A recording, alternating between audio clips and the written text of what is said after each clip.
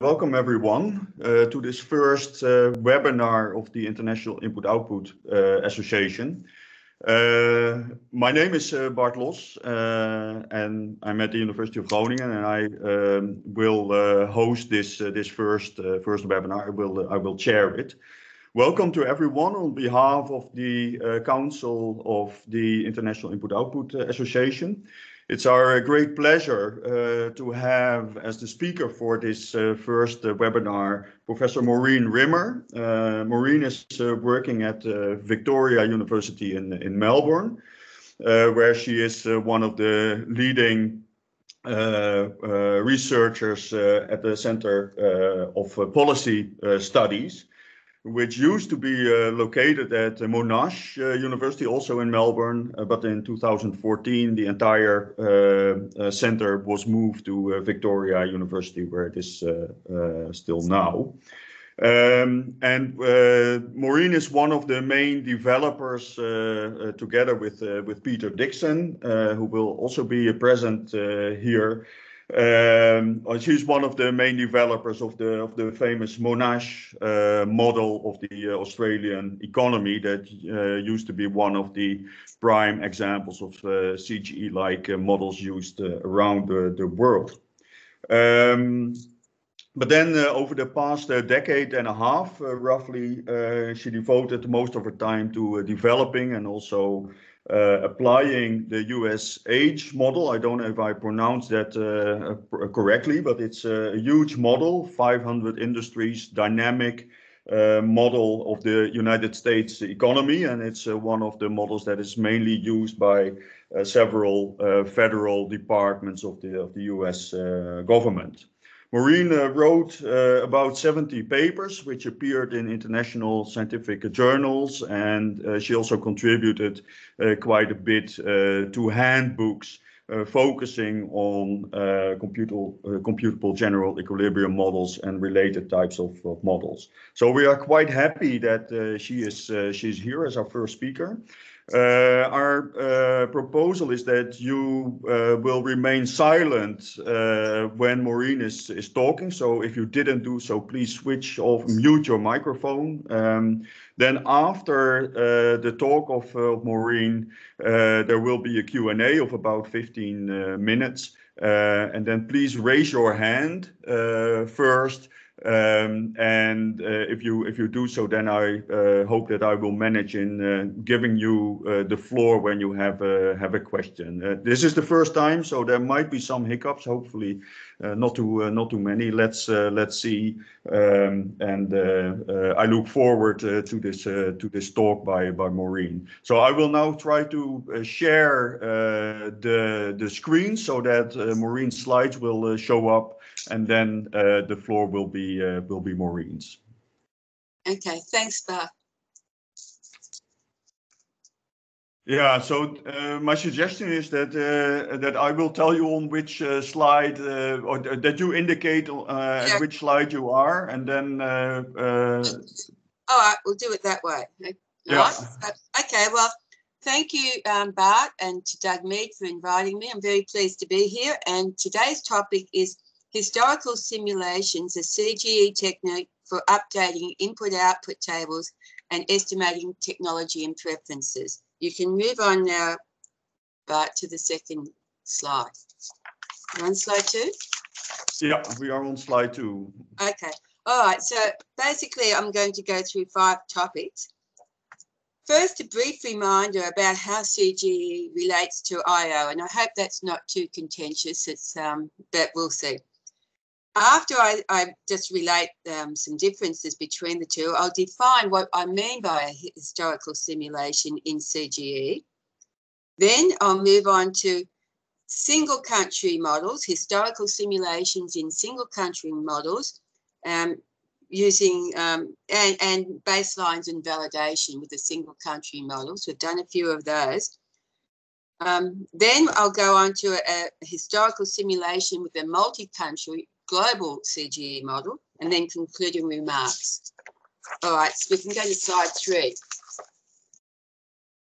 So input-output in CGE modelling. Well, it comes as no surprise to anyone in the audience that their founding father was Vasily Leontiev, 1936 and 1941, and he made two great contributions to economics. The first was the input-output table, and the second was the input-output model that uses the IO table. CGE and econometric model and econometric IO are other models that have followed that also use the input-output table, and that work started, the CGE work started with Leif Johansen in 1960 in Norway. Both Vasily and Johansen, Vasily Leontiev and Leif Johansen built models for their times. Leontiev was built his model in the 1930s recession's time, and what was in short supply then was demand. So he was focused on that. Johansen in the 1950s, the boom times, what was in short supply then was factors of production, supply. So they both built models that were suitable for their times. We could go on to slide 4. Stepping into, probably treading on toes, describing the distinguishing features of CGE relative to IO modelling.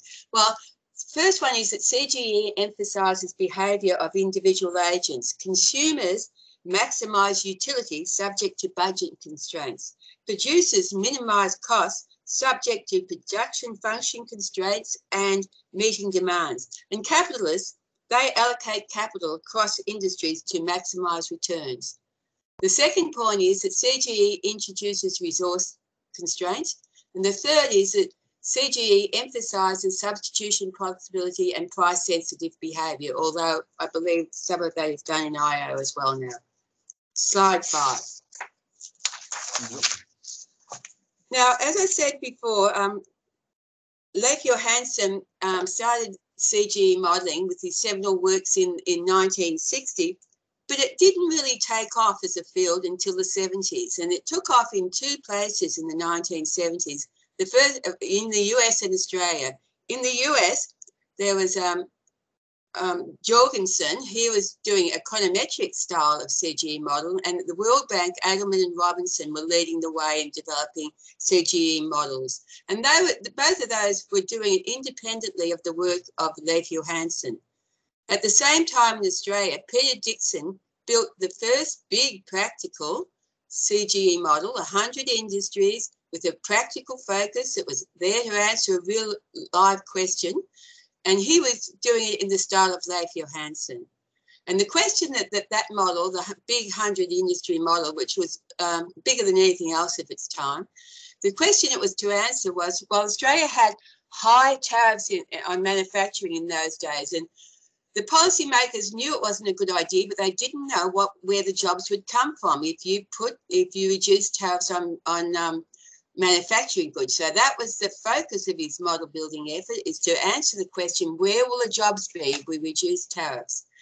But the models from the Centre of Policy Studies, which the group that Peter led moved into, they've made lots of models over the years. And you'll see on this slide, the top bit in black, that's what we do for policy work. That's the way we make our money, keep the wolf away from the door.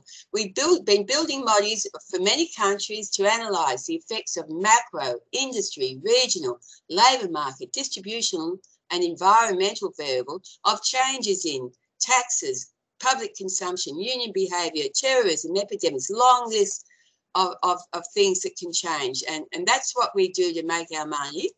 And at the bottom of that slide, so we spend a lot of our time doing policy work. But at the bottom of that slide in red is the stuff I'm going to talk about today. We also do other things. We update input-output tables by historical simulation. We estimate changes in technologies, preferences, and other unobservable variables. And we explain history with decomposition analysis and create baseline forecasts. All of those things we do as well. We try to get clients to pay for that. Sometimes we're successful, but it's not very popular paying for big development work. All right, so you can move on to the next slide. Slide 6, please. Okay, so I'll get on to historical simulations. This is the method for CGE historical simulation. First of all, we set up the model with a database for an historical year T, for example, 1987. Then we compiled data on movements in a selection of the model's variables between year T and year T plus tau, say between 1987 and 1994. Then we treat these variables exogenously, as exogenous, and we shock them with their observed movements. Right, next slide. So that's the method. Now, why do we do this? Well, the first motivation was to update the input-output tables. Like we were in Australia in 1996, itching to get into to do work on the big policy issues and economic issues of the debate of the day, taxes, trade, environmental, all big issues, and we wanted to be part of the scene. But the latest input-output tables were for 1987, and it's an absolute death in the political arena to have an out-of-date database. Like that, people just lose interest if you say your database is 7 or 8 years old. So for that reason, we knew we had to update it, so we used historical simulations to make detailed Australian input-output table for 1994, consistent with all the observed movements between 1987 and 1994 in macro, industry and commodity variables. Once you've done that, politicians and policy analysts will start listening to you. But when we updated the input-output tables in this way, we found a major byproduct. In the process of updating the input-output table, we estimated historical trends in technology, preferences, and trade shift variables. Okay. Subsequently, that was our first historical simulation was in Australia in that period. Subsequently, we have conducted them in several other countries, including the US. Slide 8, please, Bart. Okay, so where do these byproducts come from? Well, consider the following equation. It's a CGE equation for the percentage growth in consumption of commodity I. You'll see on the right-hand side, there's C. C is the percentage movement in aggregate household consumption. The PK is the percentage movement in the prices. We can observe those. We've observed the aggregate household consumption. We can observe the prices, or they can be generated elsewhere in the model. But one way or another, we have them available. The epsilon I and the eta IK, they're expenditure and price elasticities, and we set those. We also observe in an historical period percentage movements in consumption of commodity I. That's the left-hand side variable. And that means what's left over? What's left over is the A variable on the right, and that's the percentage change in a preference variable. And in that way, when we're told that all the observed things and the expenditure and price elasticity, the model tells us what happened to the preference variables. Now, sometimes the initial results for these preference variables, these A variables, can lead to revisions of parameter values. Now, I'll give you an example of that. We applied this equation in a historical simulation in the US for the period 1992 to 1998, and we found that there was a change in preferences in the US against food. Now, I've been to the US many times, and it came as a real big surprise to me that there was any change in taste, in preferences against food. It certainly didn't look like it from where I was sitting. So, but what was the model? What did that mean? Well, it alerted us to the fact that we'd set the expenditure elasticities too high. So the epsilon I's, when we lowered the expenditure elasticities, this kind of fictitious change in preferences against food in the US disappeared. So sometimes you get an interesting result with technology, and sometimes you're alerted to problems with your model. Next slide, please. All right, so where else do these byproducts come from? Well, when we tell in an historical simulation, when we tell them all about inputs, what we get out of it is import domestic twists. When we tell it exports, we get out of that positions of foreign demand curve. When we tell it in investment, we get investor confidence indices. When we tell it capital by industry, we get twists in preferences between capital and labour. And when we tell it employment, primary factor saving technical change. Outputs lead to commodity saving and using technical change. Tariffs are naturally exogenous, government expenditure is naturally exogenous, but when we tell it commodity prices, we get overall technical change. So we get a large variety of twists, preferences, and different kinds of technologies and consumer preferences. Okay, next slide. Thanks. So, okay, so now we'll get on to our first historical simulation that I'm really going to talk about. And this is for the US from 1992 to 1998. Now, as Bart told you at the beginning, we have a US model that's called usage, or USAGE, US Applied General Equilibrium, or USAGE, whichever way you like it. But it's a large, very large model. It's 500 order model of the US economy. And we did one of these historical simulations with it. And these are some of the things we found out, right? We found out there were preference shifts against tobacco, malt beverages, wines and spirits. The tax man won't like that, that's for sure. Bowling centres and newspapers. There was preference shifts towards lifestyle kind of products, boat building, luggage, travel trailers, sporting clubs, cable TV. There was rapid technical progress in the production of computers and financial services, but there was slow or negative technical progress in the production of childcare and vet services. Well, what did that mean? Well, we think that means that over this period, childcare services got a lot more complicated. They went from just, you have your child minded, fed and watered and taken care of. But in this period, that childcare involved having the speech therapist come, having the behavioural therapist come, having the dentist come. Lots of other skilled additions went into the service of childcare. It just got more complicated. And the same with vet service. When I was growing up, you took your dog to the vet when it got sick. But no, the regular visits for the dog to the vet now, they have their toes clipped, they have their teeth cleaned. They just got more intensive in inputs. So that showed up in our model as slow or negative technical progress.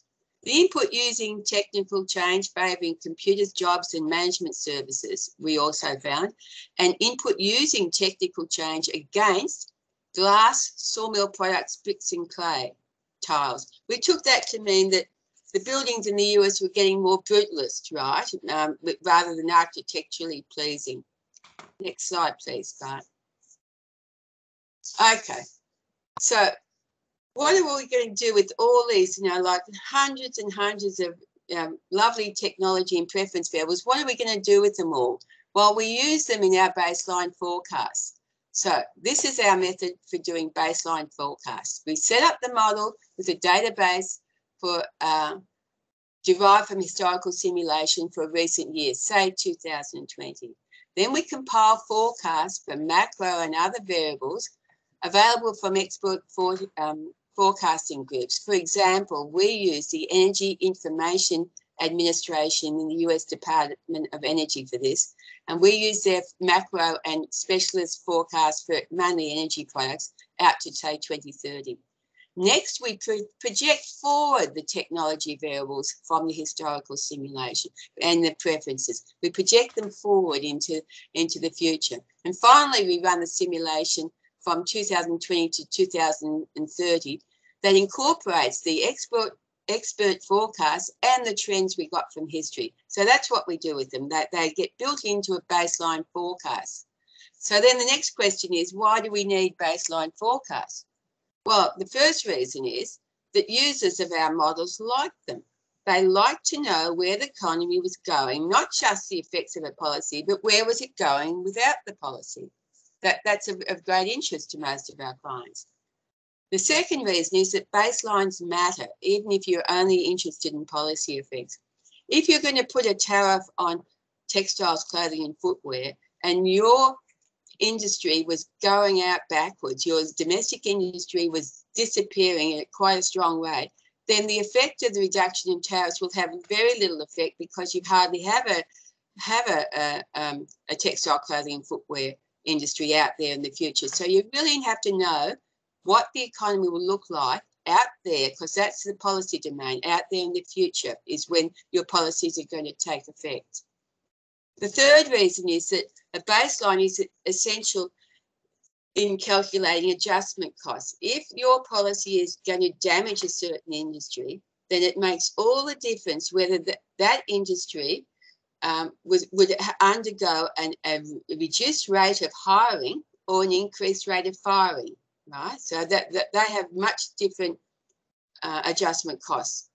And the fourth reason is that baseline forecasts introduce the possibility of validating our models. We're always asked by clients, has your model been validated? Well, baseline forecasts introduces the possibility that we can validate our models. But the downside of validating your models is that it can be wrong, right? So we expose ourselves to that risk. Next slide, please. All right, so now we're on. So we've done our historical simulation, we've done our forecast, and now how do we validate a model? Well, we picture it. We're after having done our historical simulation, 1992 to 1998. We picture ourselves as standing in 1998, and we're going to do a forecast forward from 1998 to 2005. Now that's already happened, but we're just going to stand there in 1998 and use expert forecasts only available up to the end of 1998. We're not going to cheat. We're not going to take some forecasts later on. We're just getting any information we could have had in 1998. We're using our historical simulation and using only those things we're going to project forward in a forecast, in quotes, of 1998 to 2005. So we're going to do that, and then we're going to check how well we did, because we know everything about that happened between 1998 and 2005. So let's move on. Here we go. Now, I want to convince you that it's not going to be an easy task forecast using the 1998 to 1992 to 1998 data to predict 1998 to 2005. Because up here on this chart, we have percentage growth rates in commodity, actuals from 1998 to 2005. They're on the vertical axis, and output and actual outputs from 1992 to 1998 on the horizontal. And if you look at that, you can see there's no clear connection. It's going to be very hard to forecast 1998 to 2005 just using 1992 to 1998. So we'll see how our forecast goes. So that's the truth. We know the truth. Next slide, please. All right. So we use our model now. We use our usage model. We do our forecast, our pure forecast in quotes, from 1998 to 2005 without any cheating. We're only using stuff we knew up to 1998. And we get our forecast for our 500 commodities. And from the forecast, we know the actuals. We've got our usage forecast. So we can set up our 40 usage forecast errors, and they're on the vertical axis. Now, we're going to have something to compare them to. If we didn't have the model, how would we do this? How would we move forward? Well, we do it by taking a trend forecast from 1992 to 1998, extrapolated out to 2005. That's the trend forecast on the horizontal axis. So we're going on the vertical axis, we've got the usage forecast errors, and on the horizontal axis, we've got trend forecast errors. So, and all the dots, those dots you can see, they're the 500 dots for our 500 commodities. They're the position of them. We've drawn in the 45-degree line, and if you're below the 45-degree line, then we did better with our forecast than the trend forecast. If you're above the 45-degree line, we did worse than the trend forecast. And you can see that the majority of the dots are below, but we have some outstanding dots up the top. You'll see asbestos products. We did really badly in asbestos products, which I can get into later if anyone's interested. But so we can see all the dots, and we can see, we want some sort of aggregate measure. So what we look at, we form this function M. M is the average forecast error. summed over, averaged over all the commodities in the 500 commodities, and then we divide it by the trend forecast error. So it's the average forecast error over the average trend error. If that was 1, we'd do just as well, only just as well as the historical simulation. But our M, you'll see there, is 0.58. Being less than 1 is good. That means our average forecast error is 42% less than the trend forecast error. Our average error is not very comfortable. It's 18.9 percentage points, but we've done a lot better than the trend forecast error. So that was encouraging. The 18.9 was disappointing, but the fact that we've done a lot better than the next best thing was very encouraging. So move on, please, to the next slide. Okay, so we've done the forecast, but we want to know how to improve it. So we start telling the model the truth, right? So we've got in our forecast, we've got a macro and energy forecast from the EIA, Energy Information Administration. But now we're going to start telling the model the truth. If we tell the model enough truth, we'll get down to no errors at all. We're just trying to isolate where the chances are of improving our forecast. So we now tell it the truth of macro and energy variables. And you'll see that M that was 0.54, which meant 0.58 before, which meant a 42% better than trend, it's now come down to 0.54. That's a further improvement, but it's not much improvement. And that says to us that the Energy Information Administration did a good job. So we shouldn't try to compete with them and spend the next 3 years trying to work out how to do macro forecasting. They're good at it, right? So we didn't improve things much by getting the macro and energy variables right. So we'll have the next slide. Next we tell it about the truth about the trade and tariff variables. And now you see that the M has come down to 0.36, quite a big drop from the 0.54. We're getting better and better. You can see these dots all starting to fall down below the 45-degree line. So that tells us that a lot of work needs to be done on looking at international trade and the directions of it, the flows of international trade.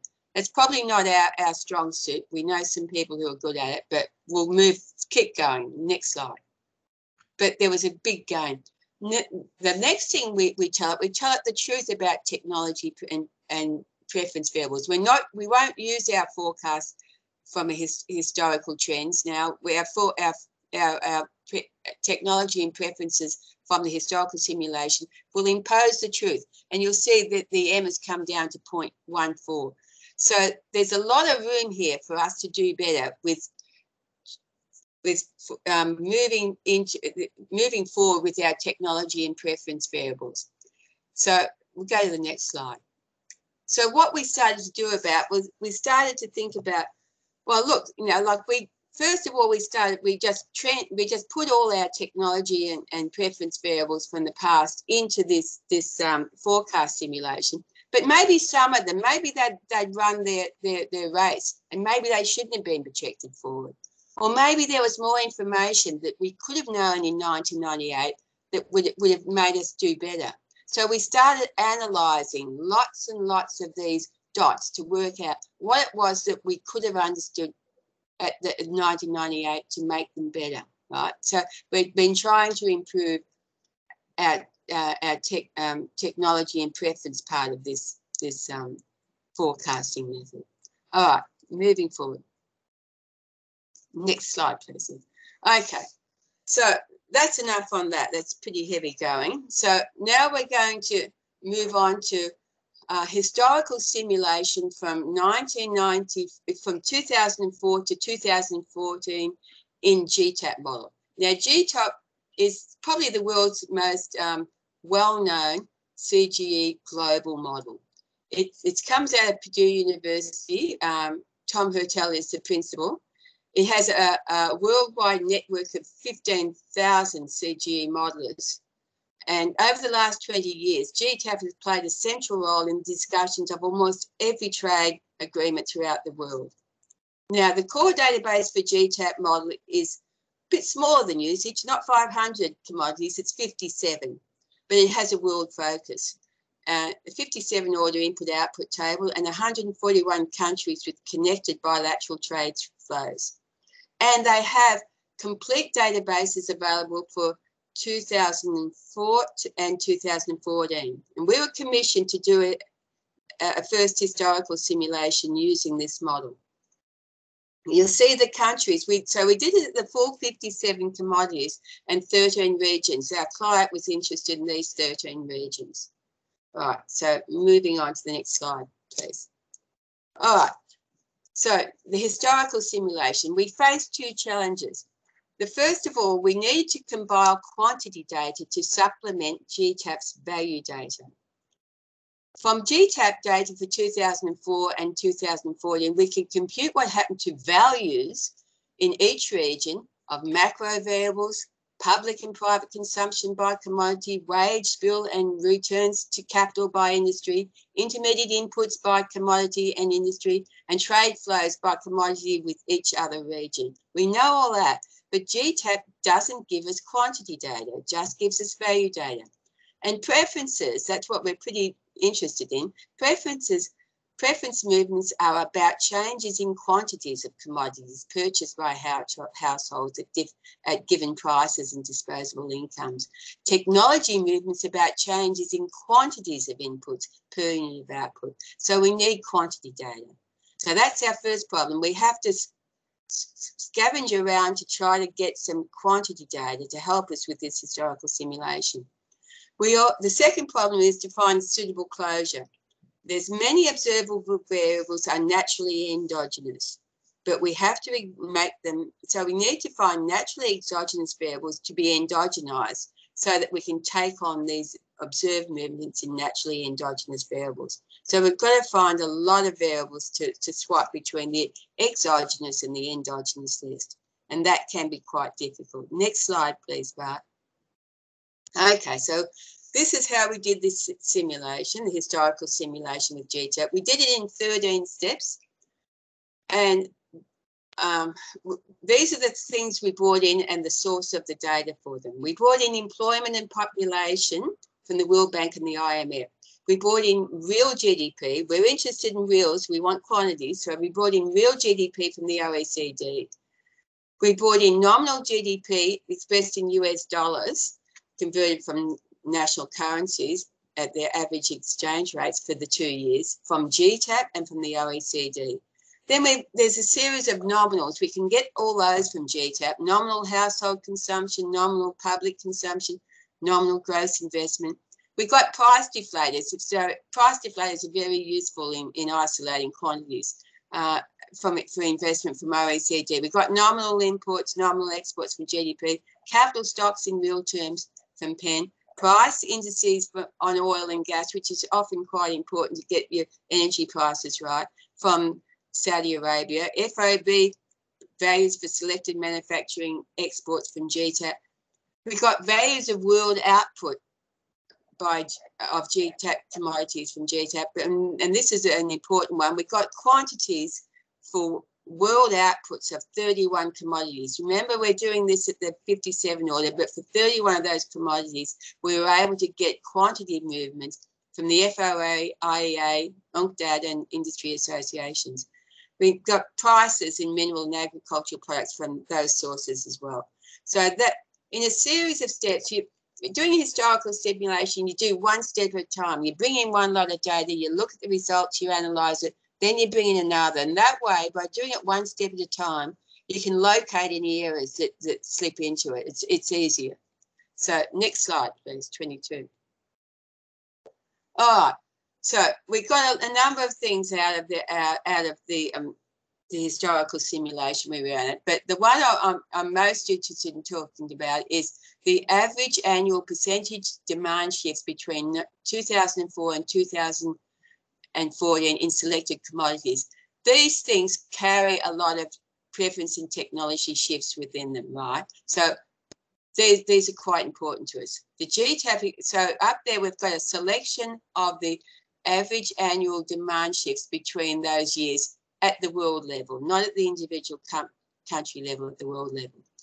So what did the Gtap historical simulation reveal? It revealed preference and technology shifts. You can see there against plant fibres and wool. Against plant fibres, you can see negative 5.77%, wool negative 6.03% in the production of textiles. So the production of textiles became less, the preference shifts or technology shifts were against plant fibres and wool in the production of textiles.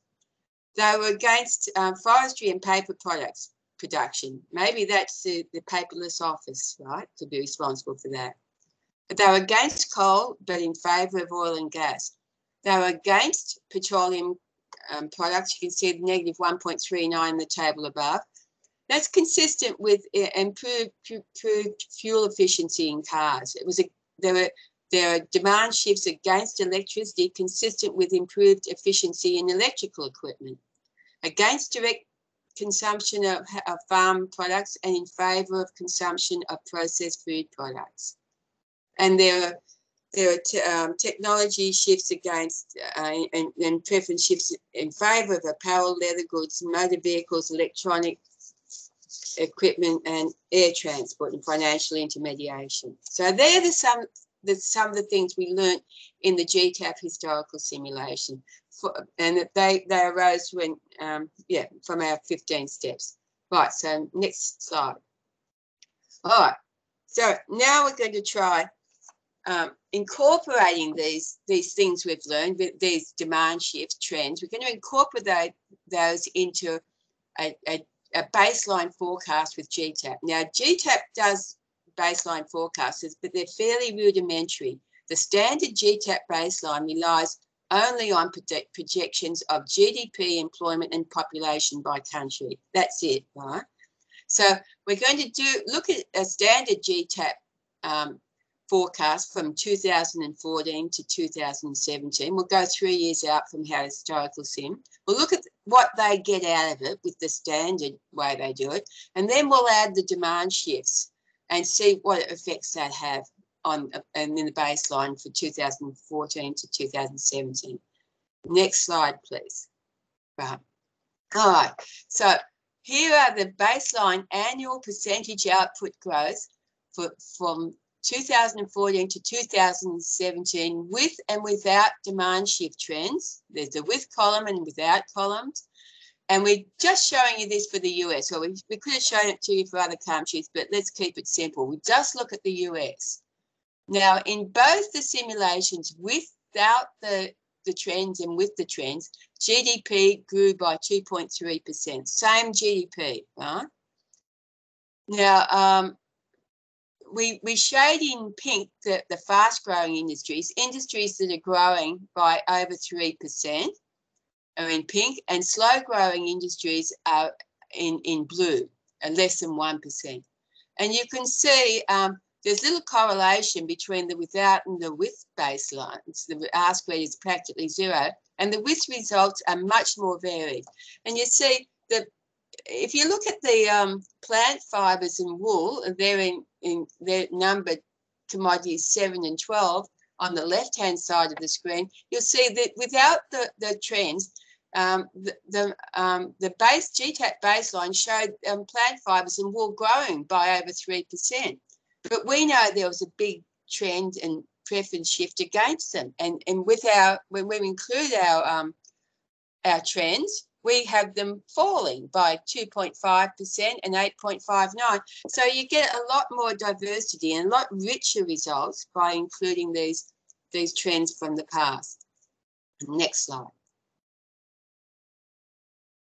Okay, and there's the correlation, non-existent. So we'll move on. 26, please. Right. Okay, so we're up to the concluding remarks now. Okay, so historical simulations with a CGE model is a method for updating CGE database, including input-output tables. And relative to RAS, which I think is quite popular in IO circles, it's very eclectic in the data it can use. It can use employment data at a 59 level category. It can use capital prices at 20 sector level. We can bring almost anything in any dimension into it.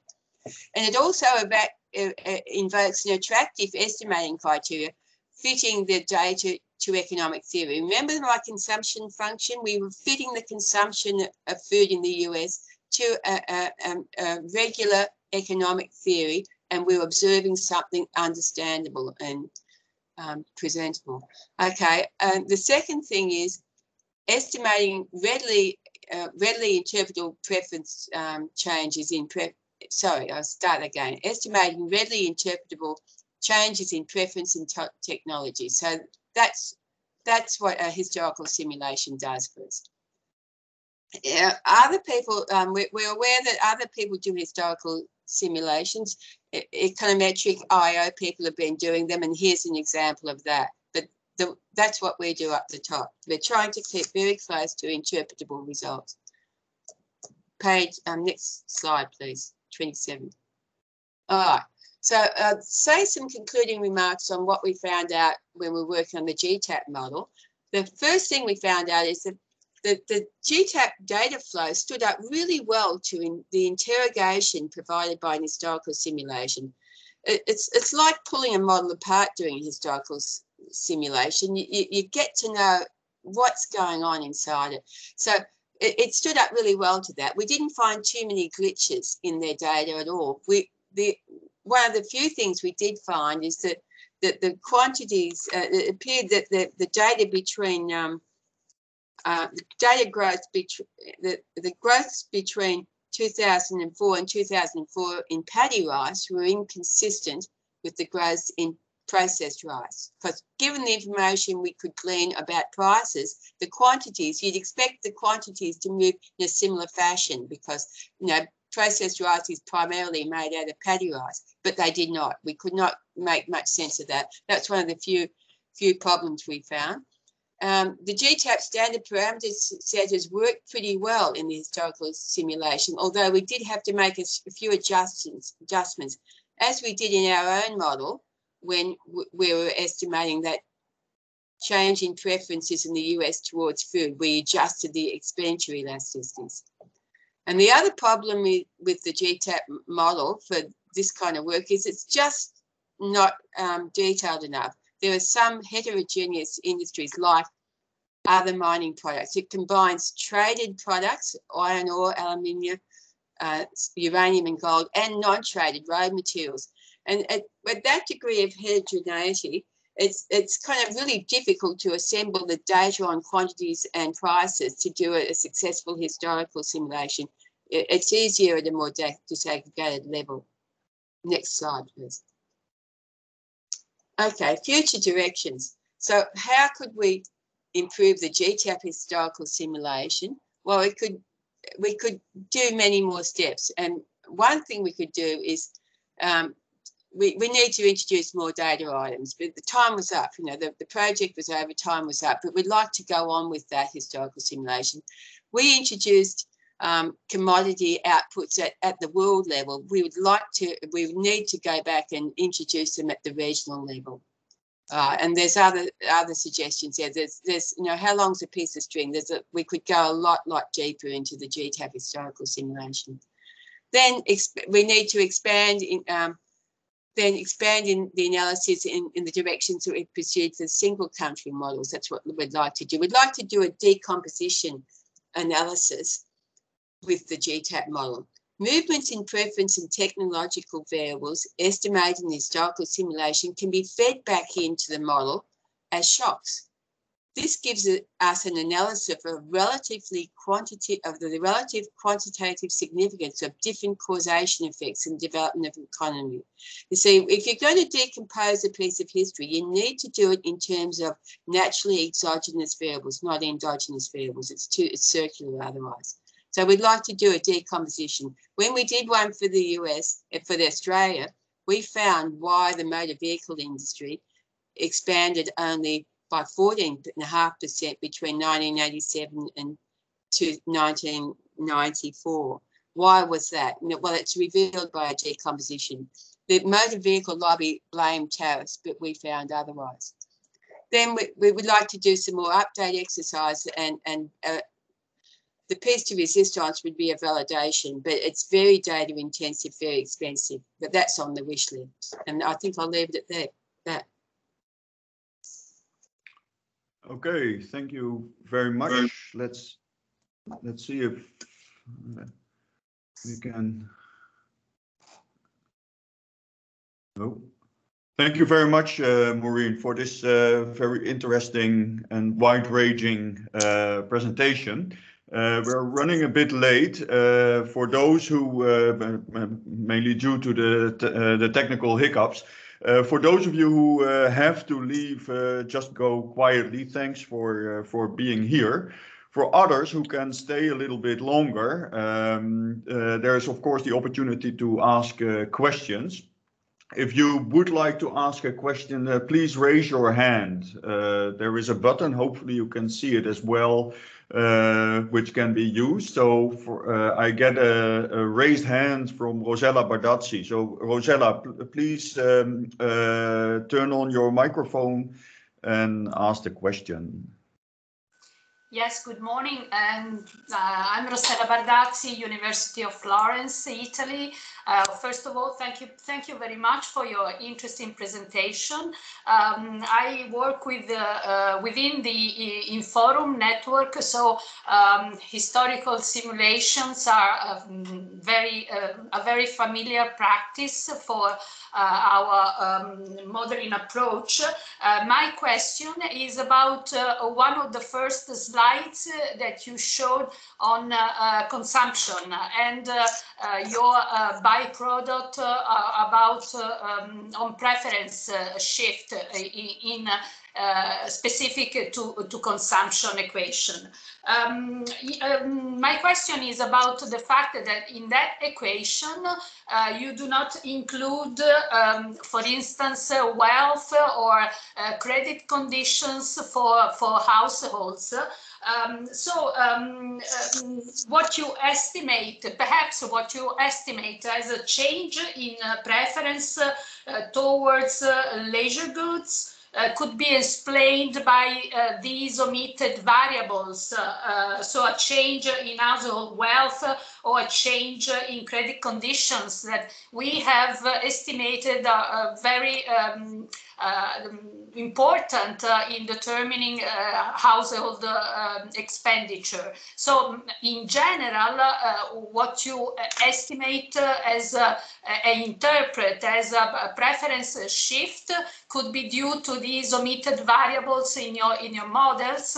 Then I would like to have another question on elasticities, but now I leave the floor to others because I don't want to monopolize the discussion. Thank you. Thank you. Maureen, maybe you can reply directly. And if others have a question, please raise your hand while Maureen is replying to Rosella's question. Thank you. Oh, look, you're right. That's perfectly true. Yeah, so we do try to explain why the preference shifts are like they are, yeah. And your suggestion's a good one. Good one, yeah. Yeah. We have done some of a bit like the things you were suggesting there when we were doing some DSGE. We're trying to get a DSGE consumption function into the CGE model. We've worked on that, just that thing. Yeah, wealth effects. Wealth effects. Yeah. Perhaps we could get some papers from this. Thank you. Yes, if you have any papers on that, it'd be really nice. Okay. Yeah. Thank you. Okay, thank you. Someone else with a question, please go ahead.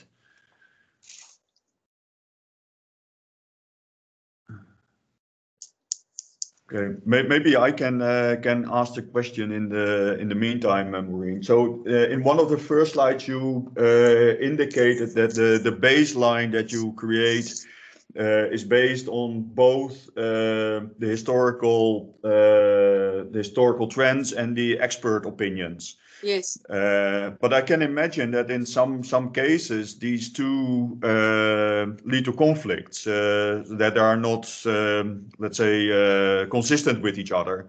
do you have some kind of fixed procedure to deal with such issues, or do you just look at these case by case and then considering what would be most natural in that specific case, or how do you deal with such situations, or don't they occur at all? That could also be an option. They don't really occur in what we do. The special stuff we get from the IIOA, the forecast, we're mainly taking macros from them, right? So we impose a macro, and then within that you can have technology and preference variables, down the hill from that. But the macro, they're not in conflict at all. So we can bring them in, and so we're mainly bringing in preferences, but not imposing levels of consumption, if you like. We've taken C, I, G, X, and M from them, and then our models, our theory, will tell us how to distribute that across the model. Yeah. So no, there's no conflict.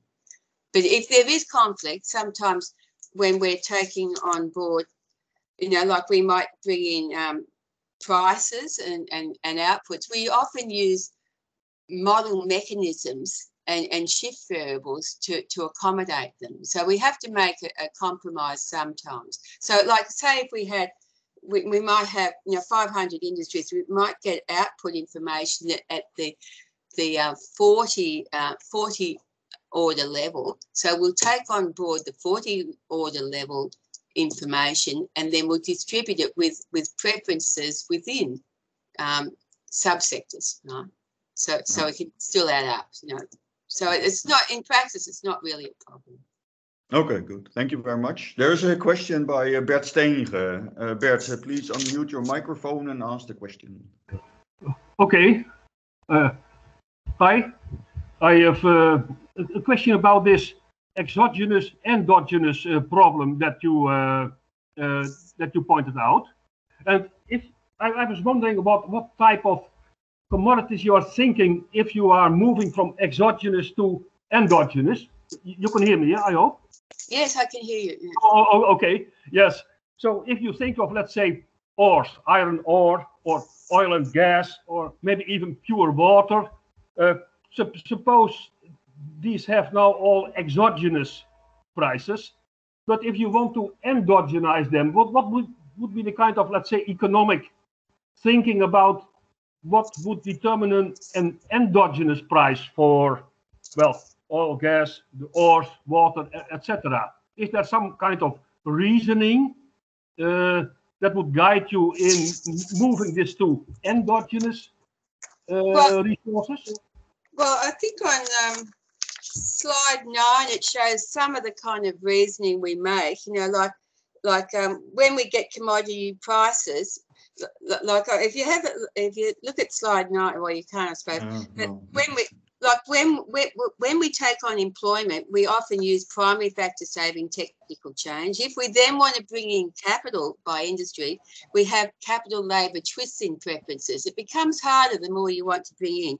If we bring in commodity prices, we often have overall technical change in industries, or pure profits. You can have pure profits as well. But so it becomes an art. But there's usually a sensible thing to bring in for anything you want to add. But as you go on adding more and more things, it becomes trickier. Like in one of our historical simulations, we used the Balassa-Samuelson idea that if you have real appreciation in a country, you're likely to have technical progress in your traded goods sectors. So when we got GDP, real and nominal, and hence we got appreciations and devaluations, when we could see that, we brought in technology variables in the traded goods sectors. So traded versus non-traded. So it varies. You can bring theory to bear on it, but it's an art. But you can usually find appropriate mechanisms. Okay, thank you. Oh, okay, There's a question by Satoshi Inomata. Satoshi, go ahead. Yep. Thank you very much. I'm